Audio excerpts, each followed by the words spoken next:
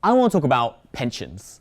Specifically, I want to talk about auto-enrollment in pensions. Now, I know this isn't the sexiest subject in the world, but it's actually really important. Because right now we're sitting on a time bomb of us not saving enough for our future need. Now, why is that? Why aren't we saving enough? Well, a major reason is something called intertemporal discounting. It just means that basically we value today things much more than we value in the future.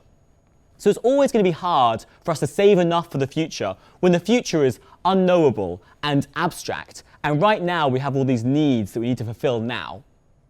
So one of the ways that we've been able to try and tackle this is through something called automatic enrollment.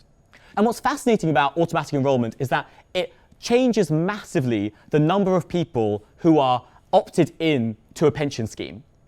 So all you've done is change a form that someone has to fill out whether they're in or out of the pension. Now, in many ways, this doesn't make any sense according to traditional economics. Traditional economics would teach us that people should do what's in their best interest. And clearly, saving for retirement is in people's best interest. Not only do people not want to live in poverty in old age, but you're actually paid to save in a pension scheme. Like, the government's giving you massive subsidies, the employer is actually paying for you to save, so it's often free money that people just aren't taking up under the old system. So try and think about how can we use this in other areas of life, this way of automating our decisions towards better outcomes. So even for short-term savings, it's so much more successful to set up a direct debit so that automatically money goes out of your account every month towards a savings goal, rather than every month you having to make that decision afresh, leaving yourself open to new temptations, new obstacles, new reasons you might not be able to save.